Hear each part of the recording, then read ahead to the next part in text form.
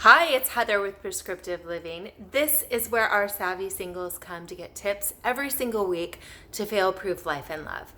And if you've been watching any of our content over the past several weeks, we've been talking a lot about the cause and effect relationship in the way that people respond to us, not only in the initial stages of connecting in relationship, but long term. We talked about the idea that we teach people how to treat us in good times and in bad times. And it's sometimes a challenging thought for some people because they don't want to think that they have to take responsibility for other people's responsiveness to them. And sometimes there is a level of truth to that. Not everybody is always going to respond well to us, but there are ways to identify that when you're connecting with people and kind of getting a feel for where they're really at. But there are very much ways where people who are responding positively can turn, to a different cold place in their connection and responsiveness due to some of the things we're going to talk about today. So if you want to learn how to get people that you're doing relationship with to stay responsive to you in good ways, we're going to talk about the elements that make up good, successful outcomes in these realms. All right. So, are there reasons why a person falls in love into the arms of another person? There are. And it's not because they're a jerk, usually. That can be part of the equation, but it's usually not something that's planned. There are reasons that these things happen. Are there reasons why one person who is hopelessly devoted then turns their heart cold and can't even stand to say the other person's name and has no desire to do anything nice or kind to the other person? Absolutely. All right, so what causes these type of changes in connection and responsiveness? Well, there are 6 factors that come into play in relationship at large. Okay. Number 1 is just the science part, the connection, the chemistry, the stuff that happens naturally.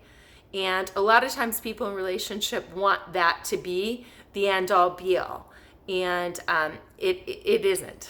It's what carries people in the initial phases. What happens after that phase is gone is where all these other factors come into play that impact the quality of relationship and connection. The second thing is quality of shared experiences together. So are you enjoying your time? And this is not about just physically in between the sheets. This is about your communication, your activities, just spending time together. The third is about the personalities. Okay, so each person out there has a unique personality. Personalities are pretty much fixed.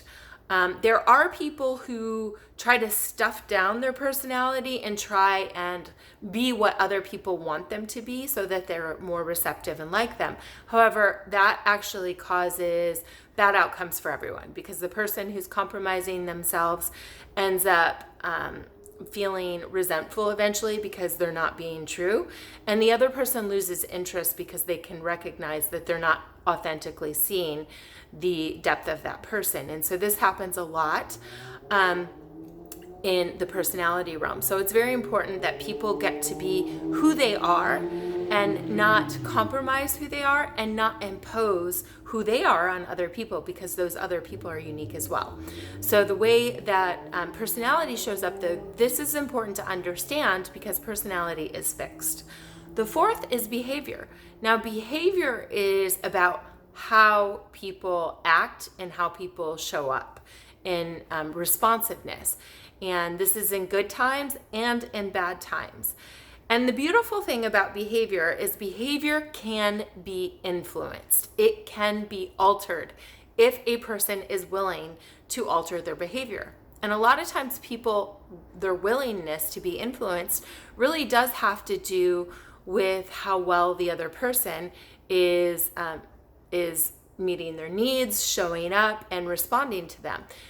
The way that the behavioral aspect back and forth, the give and take, does influence how well another person is responsive. So good behavior habits tend to create good behavior influence from the other person's willingness to be a willing party. But when the behavior of either person is off and it's not, modified or improved, this is when common couple situations show up where they become cold to each other, they become interested in other things, whether it's another person or work or other activities or their friends, or just don't really acknowledge the person that they're doing life with. So the behavioral aspect is important to pay attention to and to recognize, because some people don't want their behavior changed at all and they're not willing to alter that. It's good to recognize that and see if you like their personality enough to accept that. But other people are willing to alter their behavior, but a lot of times it is dependent on how well each person is showing up in their own behavioral connection and reaction. There is an art to doing all of that well, and this is part of what we do in the Uncommon Love series, and helping people understand how to do all of those and navigate those areas with great skill. The next is skills in communication and conflict, and understanding, especially when things get hard in life, whether it's just something that has nothing to do with your relationship, or maybe it does. But when life gets hard, we all have reactions and responses.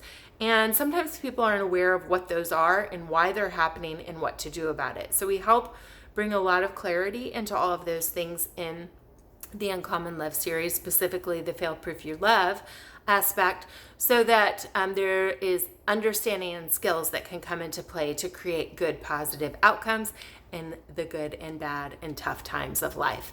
Finally, we're going to talk about the 7 core needs of the sexes. Every time these are violated, there is a negative consequence that occurs of it. It alters connection and responsiveness in a couple. When these things are broken down, this is when really affairs come into play, when people just want to get divorced. This is when people just do not really like or want to be near that person that they're, once enjoyed life with. So it becomes very, very important. When these things are understood and nurtured, new outcomes are created. So those are the 6. And it's important to recognize how each of those influence and play out in, kind of evaluating the type of person that could be a good partner for you, and understanding, how well you are able to influence for good outcomes and getting the type of connectiveness that you want. If you don't know how to navigate this and how to understand that, I do want to encourage you to join us in the Uncommon Love series, because this is exactly the type of stuff that we bring clarity around and build mastery around, so that you really can navigate and have a beautiful partnership. It's not difficult, but it does take a little bit of awareness and a little bit of skill to navigate and nurture. And something that impacts the journey and well-being more than any other factor, it's probably a good idea to have some good understanding of how to make that all work to get the uncommon outcomes, the 12% relationship that actually is having a beautiful time together. All right, so next week, we're going to talk about how to build beautiful intimacy in your partnership all the time. Good times, bad times, long-term, beautiful intimacy. So if you want to learn more, be sure to subscribe so you're notified about it. Like our content, share our content, get social with us. There's information in the description below, and we'll see y'all next week. Cheers to living and loving well. Bye.